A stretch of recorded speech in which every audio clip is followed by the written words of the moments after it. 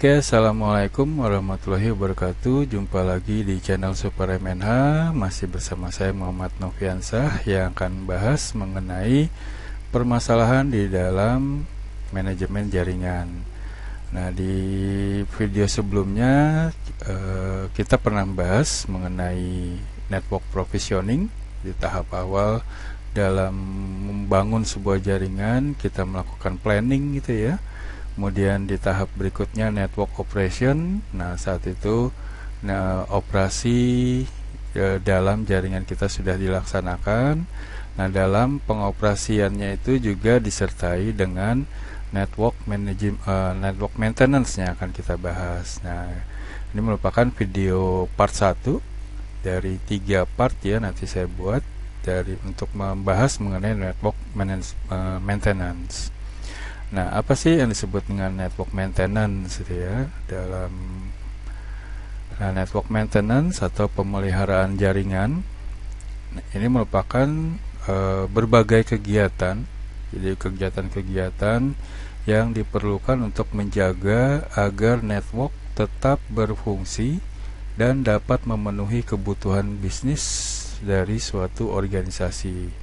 Jadi kita menjaga agar jaringan kita tetap berfungsi gitu, dan dapat memenuhi kebutuhan dari user di suatu organisasi. Nah, itu yang disebut dengan network maintenance.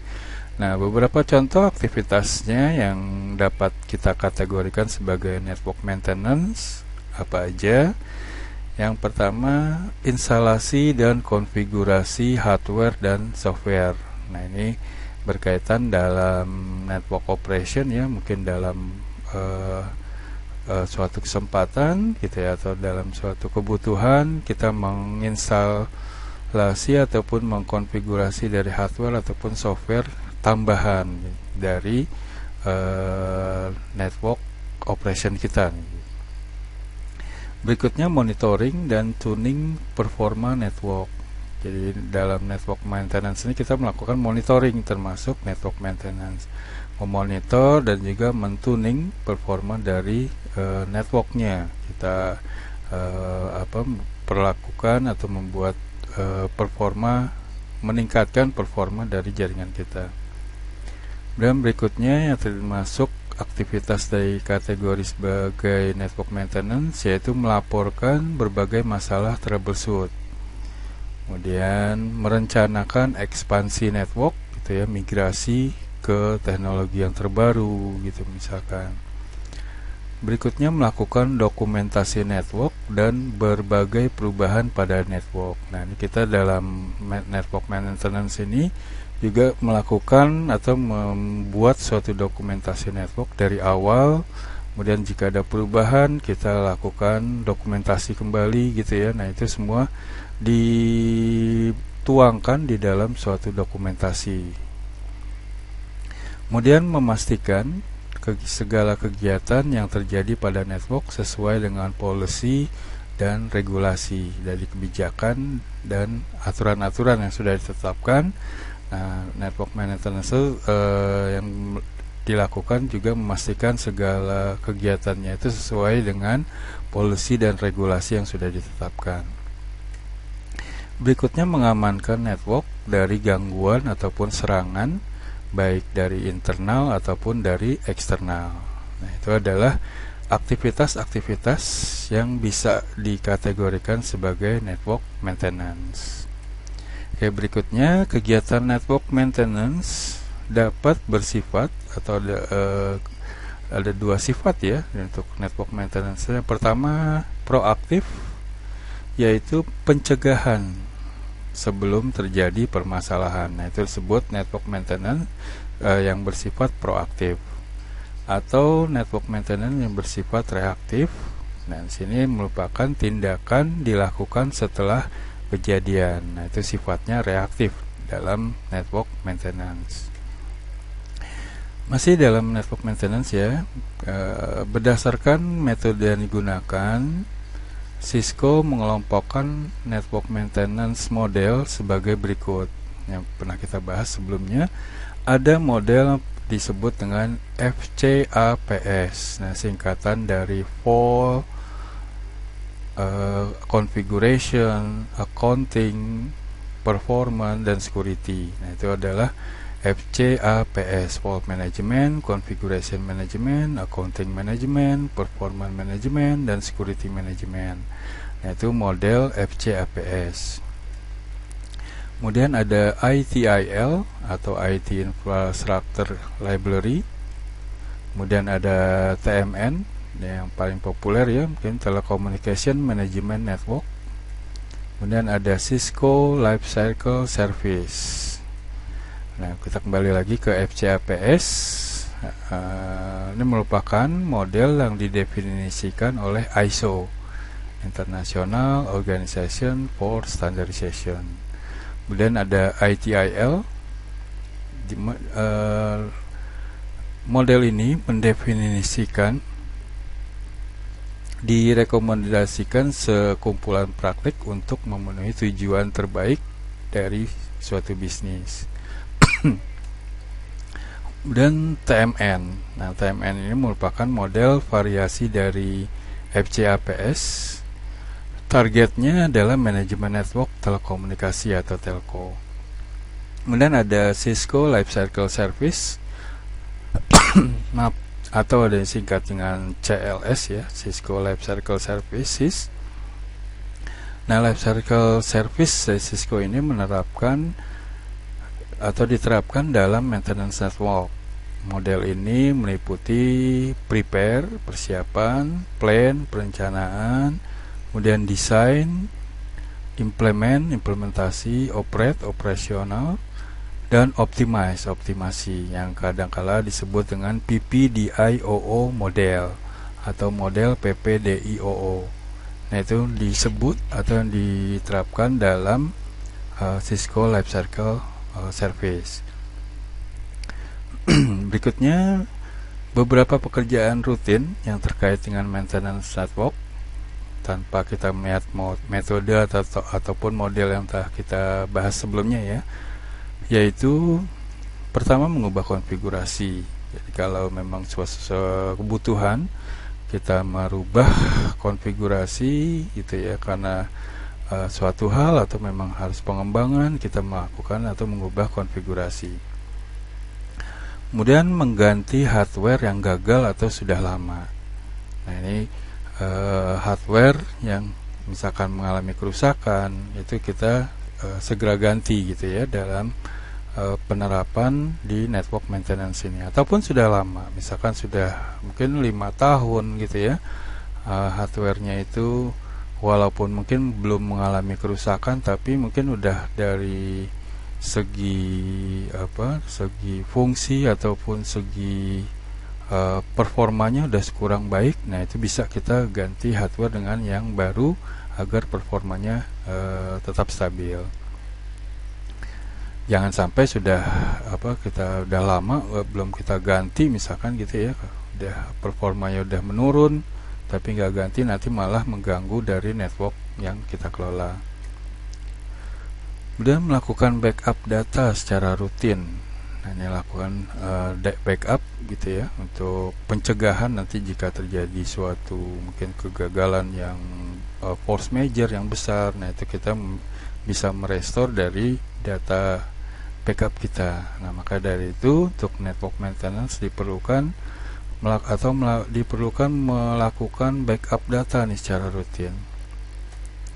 Berikutnya mengupdate software, baik itu operating system atau software-software lainnya gitu, agar khususnya yang untuk berkaitan dengan jaringan, nah itu agar performa dari jaringan tetap stabil gitu ya. Berikutnya memonitor performa network. Nah, dalam pengoperasiannya atau dalam network maintenance ini kita tetap selalu memonitor jaringan kita, baik itu berkala gitu ya, dengan menetapkan atau melakukan monitoring atau memanfaatkan dari alert yang diberikan dari software itu ya, untuk jika terjadi suatu kegagalan dan lain sebagainya. Kita harus tetap memonitor performa network. Oke, berikutnya dokumentasi network. Nah, ini penting gitu ya dalam network maintenance ini kita melakukan dokumentasi network. Jadi segala pencatatan atau dokumentasi network itu sangat diperlukan dalam proses pemeliharaan jaringan.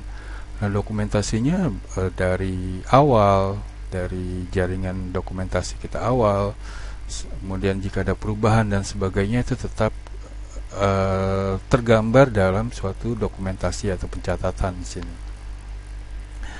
Nah, dari Cisco dia memberikan saran poin-poin apa aja yang seharusnya ada dalam dokumentasi ini atau pencatatan tersebut atau dokumentasi network. Yang pertama, kita gambarkan diagram topologi logika.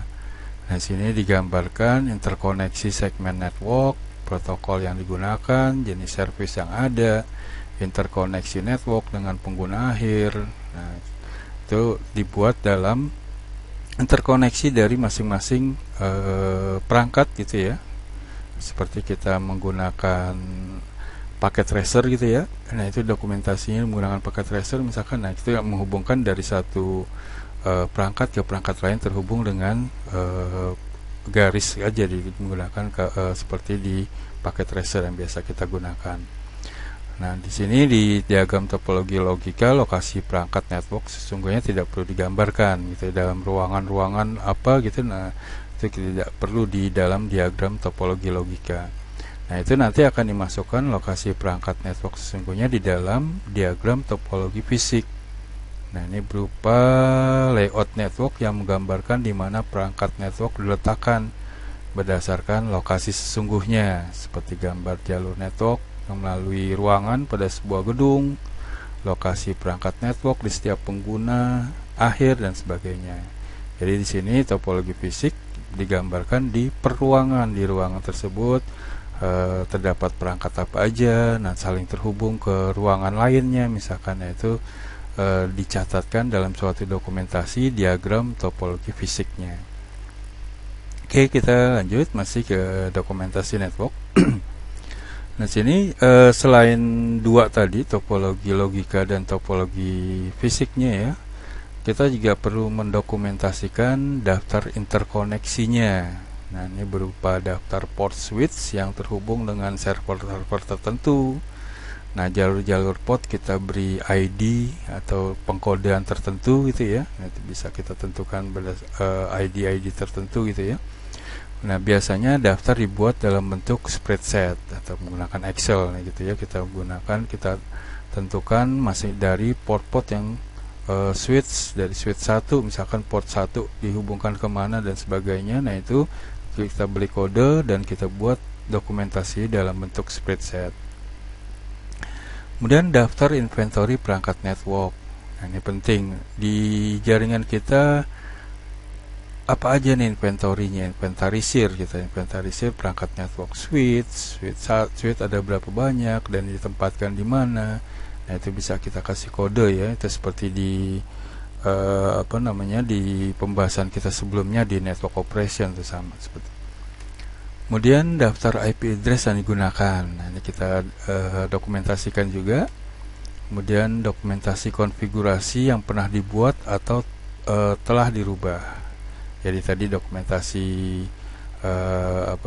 topologi awalnya, kemudian setelah maupun konfigurasinya, dan setelah itu jika ada perubahan, nah perubahan itu tetap kita lakukan dokumentasi tanpa menghilangkan dokumen awalnya ya dalam hal ini.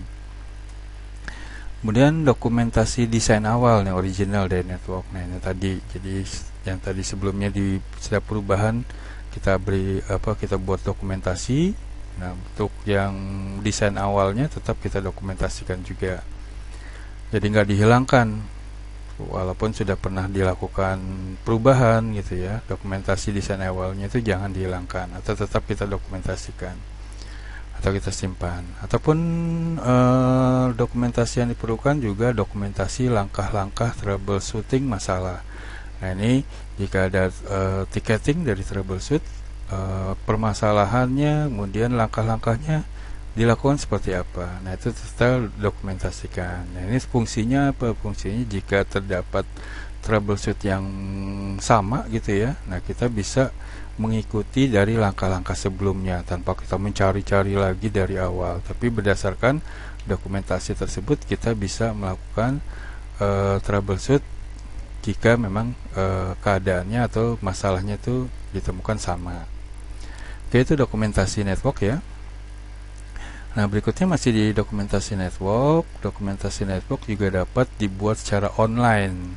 Jadi kita selain di dalam NOC kita, bisa juga kita buat networknya secara online. Ini bisa diakses dimanapun berarti ya kalau online. Nah, contohnya bisa dokumentasi online macam-macam ya. Bisa yang pertama Wikipedia gitu ya. Nah, wiki ataupun juga trouble ticket reporting system. Nah, ini situs Wikipedia yang merupakan ensiklopedia berbasis internet. Nah, di sini kita melalui wiki ini dapat memanfaatkan untuk keperluan dokumentasi network. Kita menyimpan dokumentasi kita di dalam situs Wikipedia. Nah, penggunanya setiap ada perubahan kita bisa melakukan update-nya gitu secara online. Nah, ini digunakan untuk keperluan ya, misalkan untuk si maintenance-nya gitu ya, melakukan bisa secara jarak jauh. Dokumentasi yang diperlukan bisa dia melalui secara online di sini, melalui memanfaatkan dari situs Wikipedia. Ataupun trouble ticket reporting system sini. Nah, sini sistem yang merupakan gabungan fungsi recording, tracking, archiving, trouble report yang dapat dikelompokkan sebagai aplikasi helpdesk. Contohnya aplikasi seperti ini ada RT gitu ya, reporting yang berupa helpdesk reporting, ataupun Bugzilla. Nah, ini merupakan suatu sistem, dia berbasis web ya, seperti ini Bugzilla ini berbasis web yang bisa kita gunakan untuk menyimpan dokumentasi gitu ya, berupa bugnya gitu ya, dan segala macamnya. Nah, ini di dalam disimpan di dalam atau menggunakan Bugzilla nih contohnya. Ini juga merupakan untuk ticketing reporting tadi. Oke, berikutnya kita masuk ke network monitoring.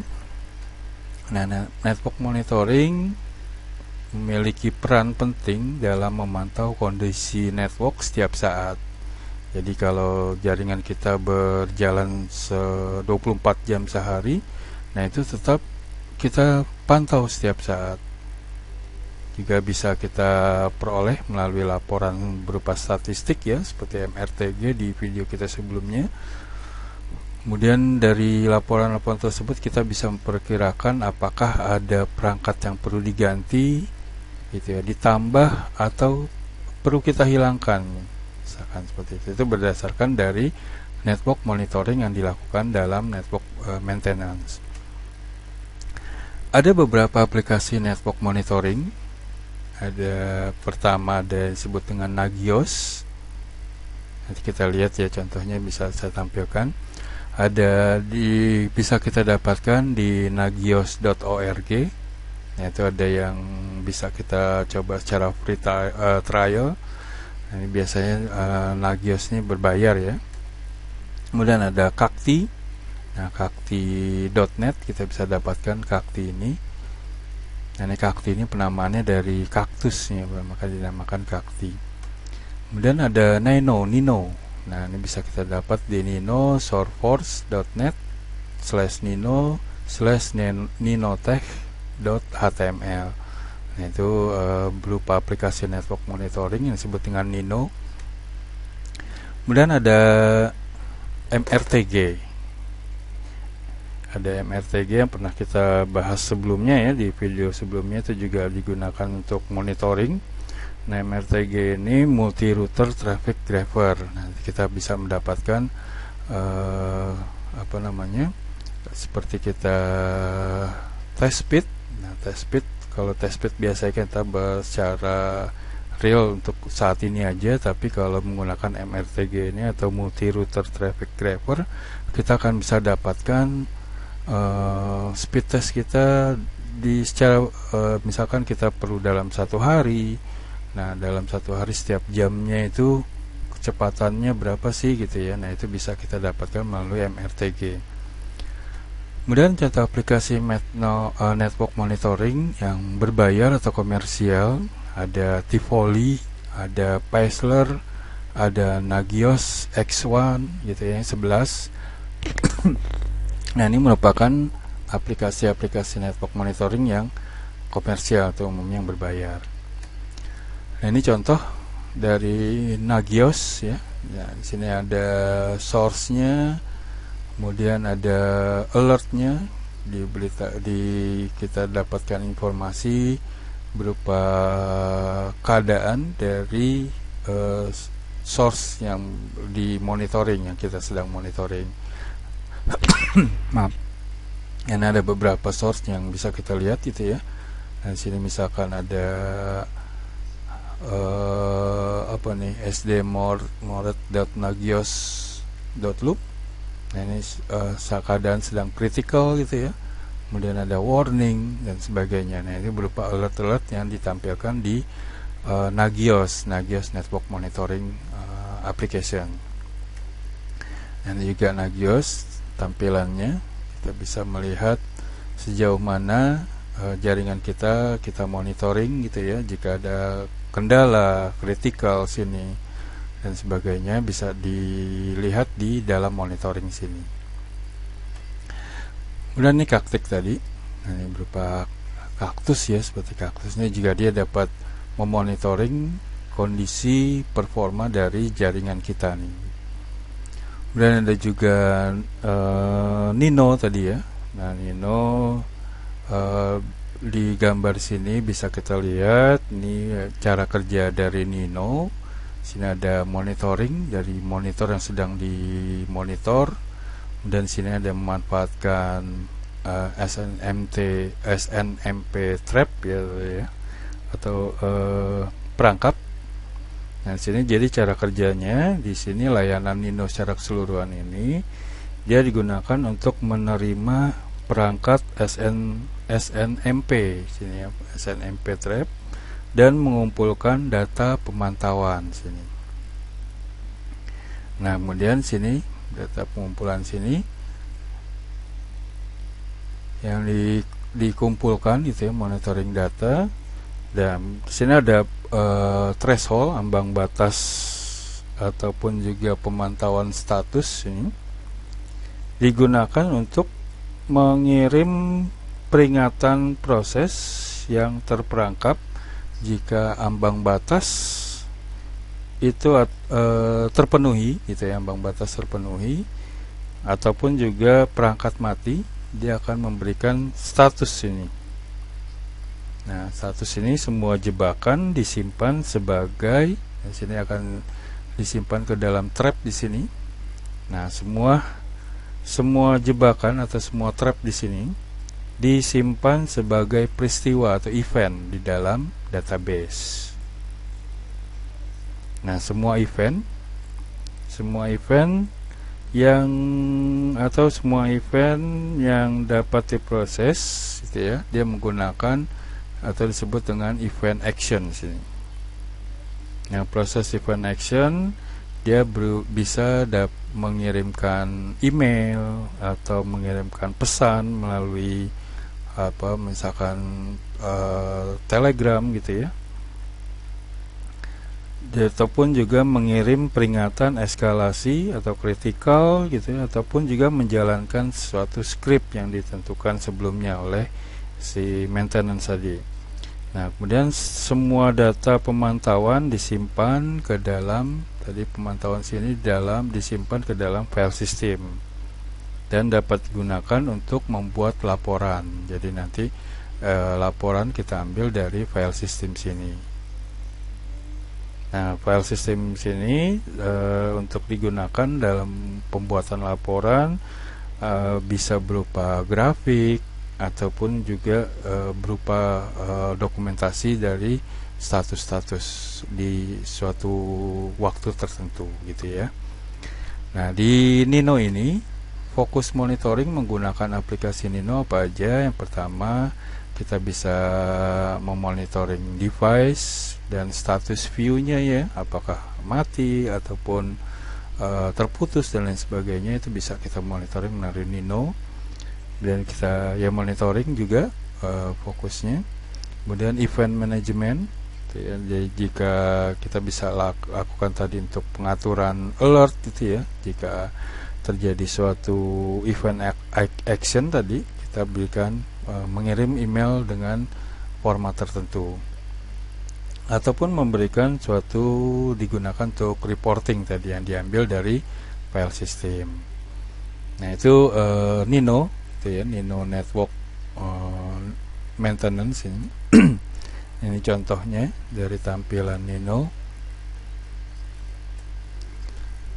Kemudian berikutnya MRTG tadi kita pernah bahas, nggak apa-apa kita bahas lagi. MRTG itu Multi Router Traffic Grapher. Nah ini tampilan seperti ini. Nah kita bisa memantau jaringan kita gitu ya, berdasarkan speednya gitu ya, setiap waktu tertentu, dalam rentang waktu tertentu, seminggu, sehari gitu ya, ataupun setahun. Kita bisa lihat pergerakan dari performa jaringan kita nih, speednya nih. Dari sini misalkan contoh di jam 12 malam, kemudian jam 12 siang, gitu bisa kita pantau secara harian sini, ataupun secara mingguan, ataupun secara bulanan ya, seperti itu.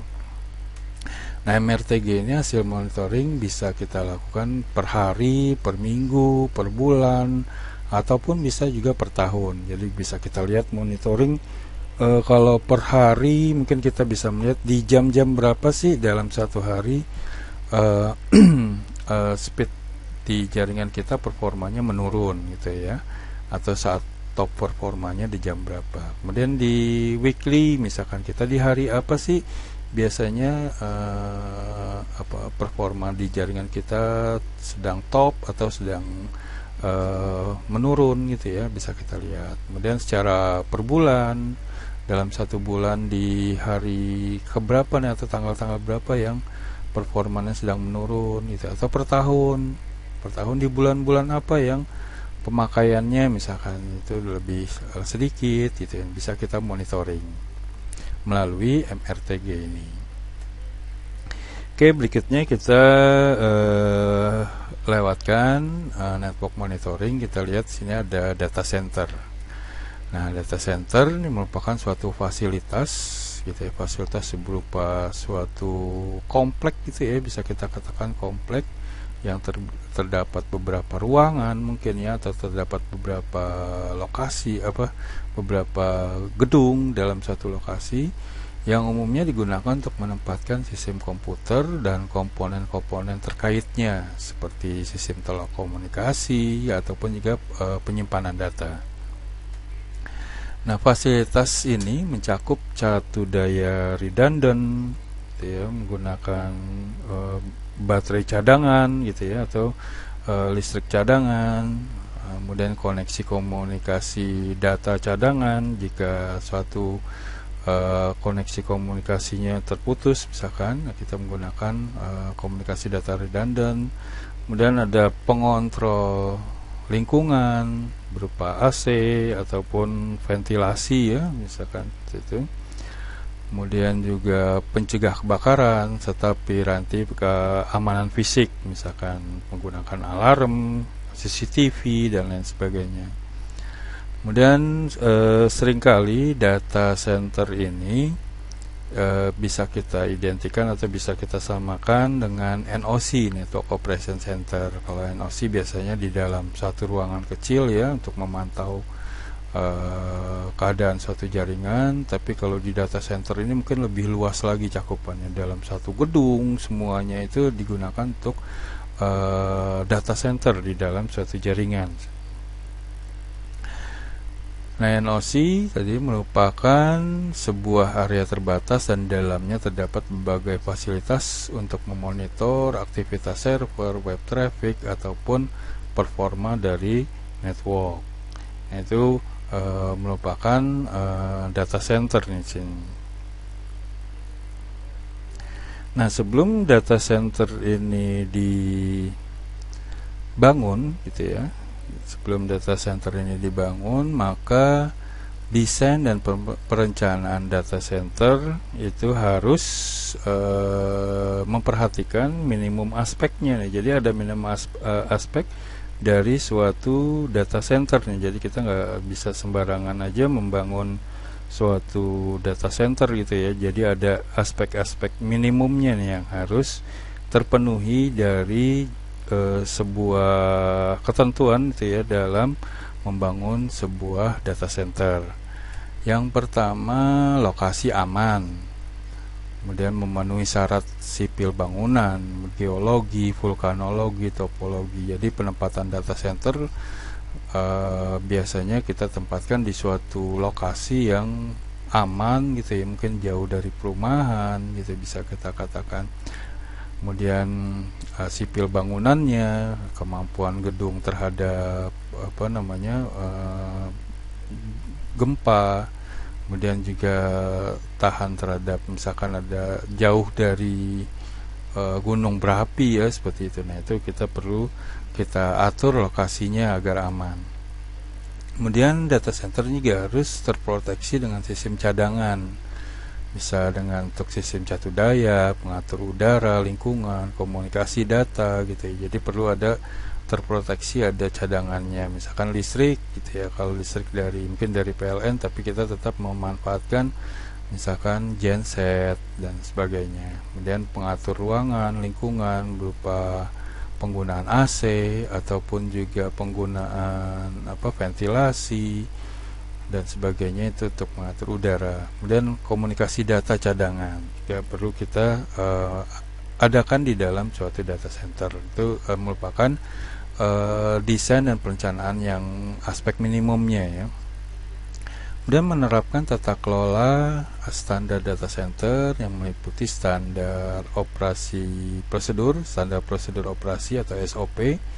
Dalam menjalankannya, semua pegawai ataupun semua pengguna atau yang menjaga dari data center ini melakukan apapun itu harus sesuai dengan SOP yang sudah ditentukan.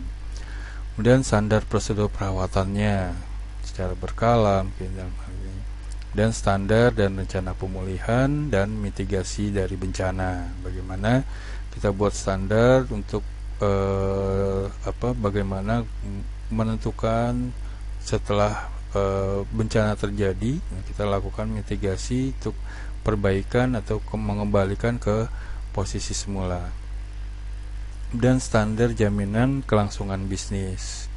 Nah, ini merupakan standar atau minimum aspek yang harus kita rencanakan dalam membangun suatu data center.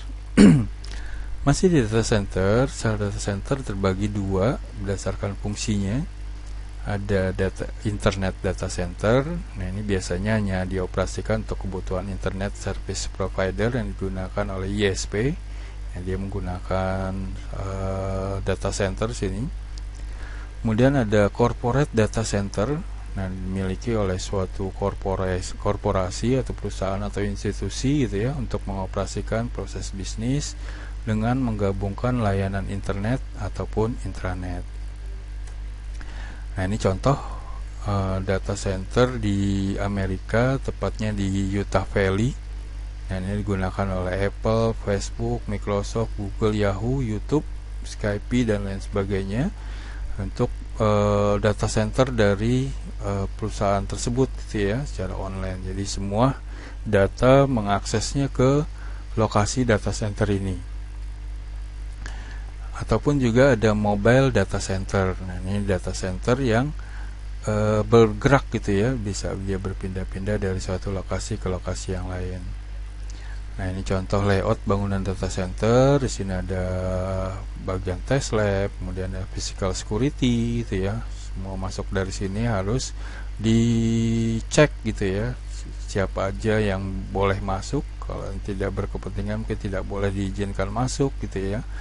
Kemudian sini ada network operation center. Nah, ini bagian provisioning untuk planning gitu ya, untuk penyediaan. Kemudian untuk cooling, nah ini misalkan untuk udara, ventilasi udara, ini power. Nah, ini core networknya di sini. dan sini ada data center floor-nya. Ini dibangun di layout bangunan data center nih contohnya. Nah, kemudian data center di sini ada di Amerika gitu ya. Untuk data center di North America ini terhubung ke data center yang ada di Europe, di Asia, kemudian di Australia, Afrika gitu ya. Nah, makanya saat kita mengakses YouTube misalkan, mengakses YouTube kita nggak perlu mengambil dari data center yang ada di North America, tapi diambil yang terdekat. Kalau kita mungkin diambil dari data center Asia misalkan, seperti ini yang terdekat. Nah, jadi setiap perubahan di setiap data center baik di Asia, Australia dan lain sebagainya, nah itu nanti akan secara otomatis juga terupdate ke semua data center yang ada di dunia sini, terutama juga di pusatnya di North America ini. Jadi setiap ada perubahan, setiap kita mengupload video di YouTube misalkan disimpan di file server sini, secara otomatis juga tersimpan di file server di lokasi lainnya. Nah, ini juga memungkinkan kita mengaksesnya lebih cepat gitu ya, dibanding kalau tanpa ada data center yang ada di benua-benua di sini. Kalau kita di Asia misalkan, kalau kita mengakses YouTube misalkan, data center yang ada di Amerika tentu membutuhkan waktu, dan itu bisa terjadi buffering gitu. Tapi sekarang kalau kita perhatikan YouTube, kita mengakses YouTube, kita suatu video kita buka, biasanya jarang terdapat buffering lagi gitu ya, karena lokasi dari filenya itu sudah berada dekat sini, karena kita ambil langsung di data center di Asia. Mungkin di Indonesia ada data center khusus di Indonesia, makanya lebih cepat seperti itu. Nah, ini gambaran simulasi tentang data center secara global. Oke, masih di data center. Nah, service utama yang secara umum diberikan oleh data center adalah sebagai berikut nih. Yang pertama, business continuance infrastructure atau infrastruktur yang menjamin kelangsungan bisnis. Nah, sini aspek-aspek yang mendukung kelangsungan bisnis ketika suatu kondisi kritis terhadap data center. Nah, aspek-aspek tersebut meliputi pertama bisa kriteria pemilihan lokasi data center, kemudian kuantifikasi ruang data center, layout ruang ataupun instalasi data center, sistem elektrik yang dibutuhkan, pengaturan infrastruktur jaringan yang scalable gitu ya, bisa ke skala besar, kemudian pengaturan sistem pendingin dan juga untuk pencegah kebakaran atau fire suppression gitu ya. Nah, itu service yang diberikan di data center, yaitu bisnis continuous infrastructure atau infrastruktur yang menjamin kelangsungan bisnis agar data center tersebut bisa berjalan terus. Yang kedua, data center security infrastructure atau infrastruktur keamanan data center. Nah, sini terdiri dari sistem pengamanan fisik dan non fisik dari data center tersebut. Dari keamanannya berupa pengamanan fisik dan non fisik. Kalau yang fisik, pengamanan fisik itu akses user ke data center berupa kunci akses memasuki ruangan gitu ya, menggunakan bisa kartu akses atau biometrik menggunakan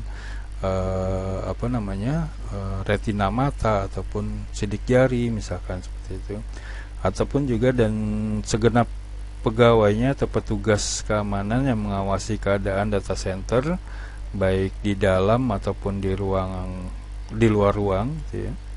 Kemudian pengamanan fisik juga dapat terapkan pada seperangkat infrastruktur dengan melakukan penguncian dengan kunci gembok tertentu gitu ya. Nah, itu berupa fisiknya pengamanan ataupun pengamanan non fisik. Nah, sini dilakukan terhadap bagian software ataupun sistem yang berjalan pada perangkat. Ini antara lain memasang beberapa perangkat lunak keamanan seperti ACL, access control list, firewall atau IDS ya, untuk mengatur jika ada suatu gangguan, itu akan memberikan alert atau akan memberikan peringatan kepada maintenance-nya. Kemudian fitur-fitur keamanan layer 2, ada data link layer dan layer 3, network layer, disertai keamanan, manajemen keamanan. Itu yang kedua, data center security. Dan ketiga adalah application optimization atau optimasi aplikasi. Nah, sini berkaitan dengan layer 4, transport layer, dan layer 5, session layer, untuk meningkatkan waktu respon suatu server yang bertujuan untuk mengoptimalkan jalannya suatu aplikasi dalam suatu sistem. Kemudian keempat, infrastruktur IP. Nah, infrastruktur IP menjadi servis utama juga pada data center nih. Servis ini disediakan pada layer 2 dan layer 3.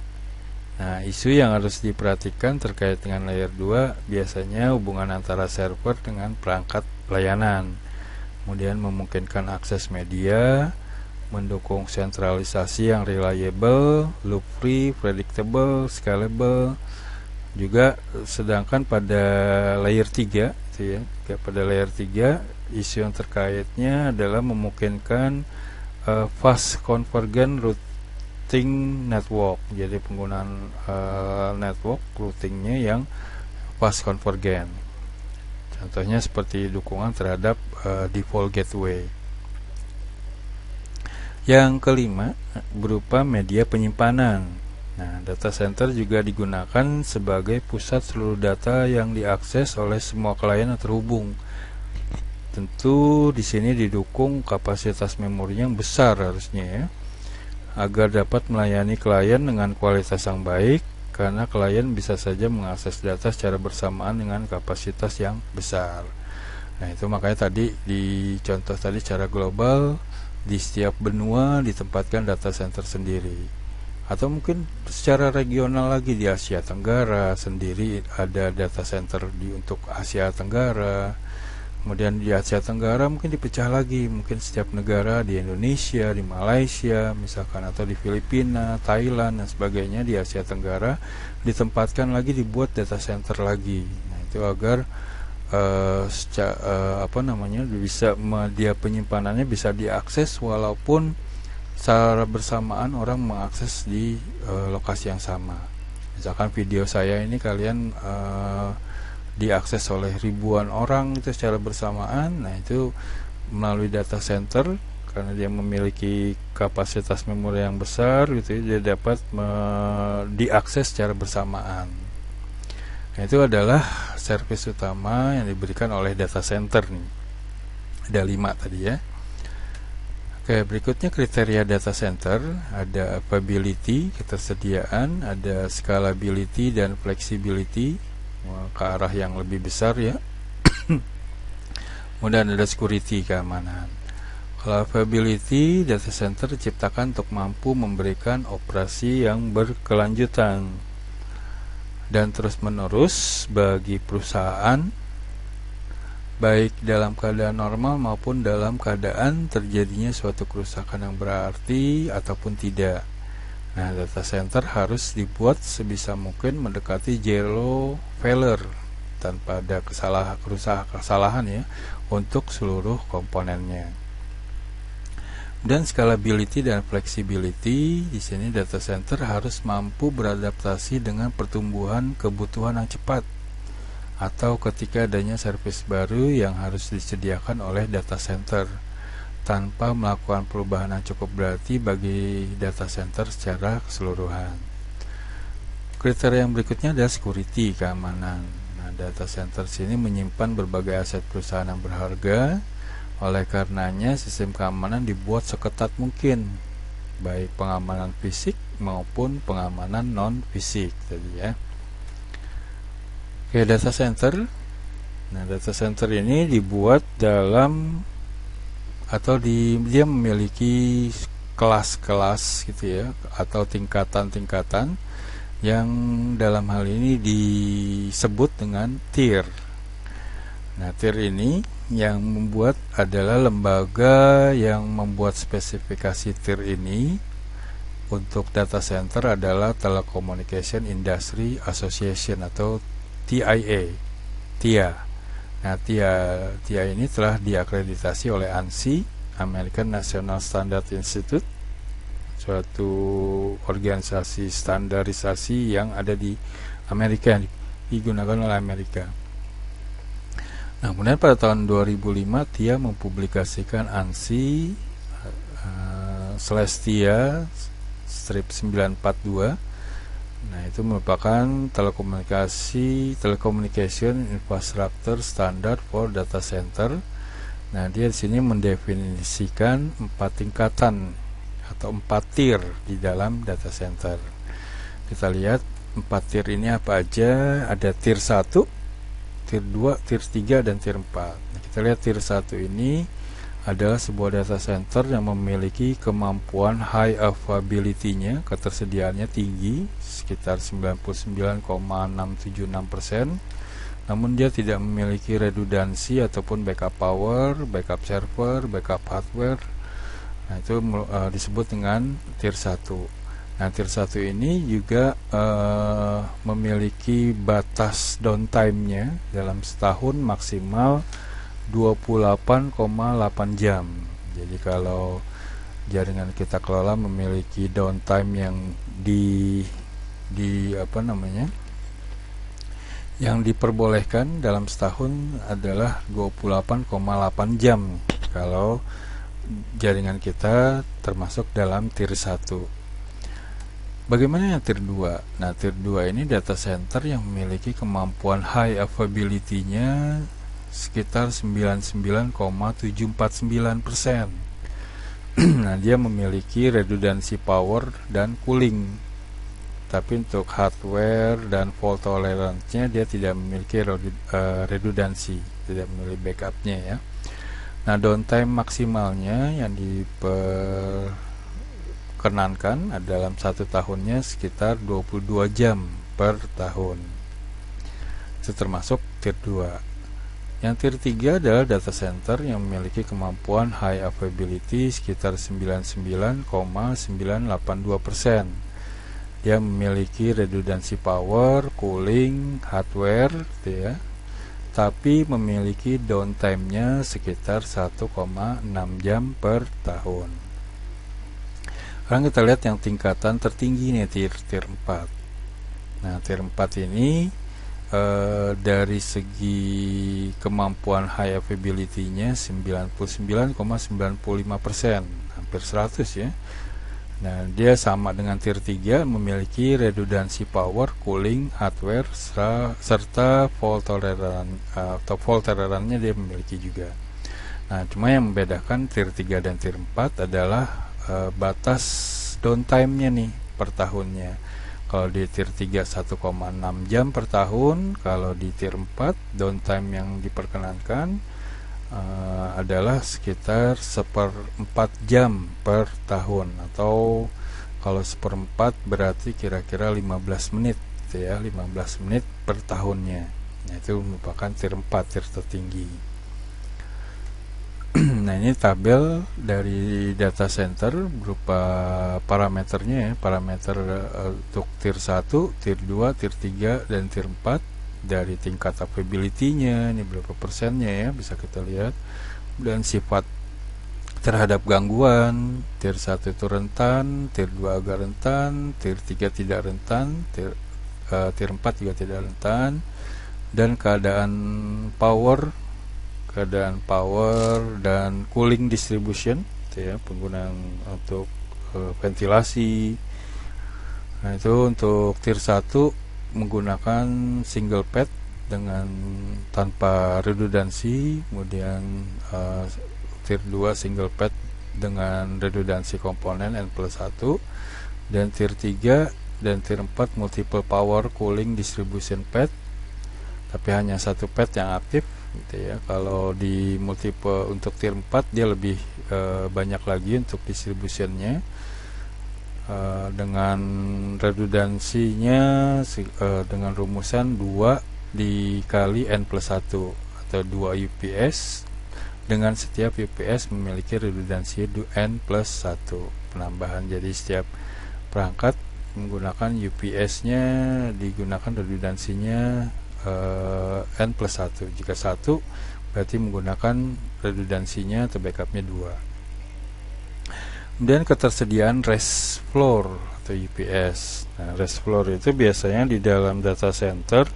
dia berupa konstruksi pada gedung gitu ya, dan menggunakan atau pembuatan lantai tambahan yang ditinggikan beberapa senti dari lantai aslinya gitu ya. Dia menggunakan beton, ditinggikan beberapa senti tadi, sekitar 15 senti atau 20 senti gitu ya, untuk ditinggikan dari lantai utamanya gitu ya. Nah, kalau di tier 1 bisa ada maupun tidak ada. Kalau di tier 2, 3 dan 4 nih harus ada menggunakan rest floor. Berikutnya, parameter berikutnya generator. Kalau generator di tier 1 dia tidak menggunakan, kalau tier 2, 3 dan 4 dia menggunakan UPS maupun menggunakan generator. Waktu implementasinya gitu ya. Waktu implementasinya tier 1 3 bulan, tier 2 3 sampai 6 bulan, tier 3 15 sampai 20 bulan, sama ya, tier 3 15 sampai 20 bulan. Tadi nih downtime-nya untuk tier 1, tier 2, tier 3 dan tier 4. Dan cara melakukan maintenance preventif, kalau di tier 1 harus di shutdown keseluruhan. Kalau di sini hanya power pad dan beberapa bagian yang di infrastruktur yang memerlukan proses shutdown. Kalau di tier 3 dan tier 4 dia memiliki kapasitas tambahan yang didistribusikan cukup untuk menampung beban yang dipunyai sistem utama ketika sistem tersebut di maintenance. Jadi tetap bisa berjalan tanpa perlu di shutdown ya. Kalau di tier 3 dan tier 4 maka dia tetap bisa berjalan walaupun sedang dilakukan maintenance. Dan skala data center yang cocok yang dibangun, kalau tier 1 ini ukurannya kecil, kalau tier 2 sedang, kalau di tier 3 besar, kalau di tier 4 ini skala enterprise ya, seperti tadi di gambar data center yang ada di Amerika di Utah, itu merupakan tier 4 tuh skala enterprise. Dia nggak boleh ada waktu downtime-nya yang diizinkan 1/4 tadi ya, 1/4 itu sekitar tadi 15 menit kalau yang diizinkan. Kalau dilewat dari 15 menit berarti dia bisa berubah, dianggapnya sebagai tier 3 atau tier 2 dan seterusnya. Seperti itu merupakan tabel tier dari data center. Oke, mungkin ini aja dulu di part 1 di video saya mengenai network maintenance ini. Untuk itu mungkin bisa saya akhiri ya. Semoga kalian bisa mengerti dengan pembahasan saya ini mengenai network maintenance. Saya ucapkan terima kasih. Jangan lupa di like video saya ini dan subscribe channel saya agar setiap saya menambahkan atau mengupload video kalian dapat dapat keterangannya gitu ya, atau dapat notifikasinya kalau saya sudah mengupload video terbaru. Semoga bermanfaat untuk kalian ya. Saya ucapkan terima kasih. Assalamualaikum warahmatullahi wabarakatuh.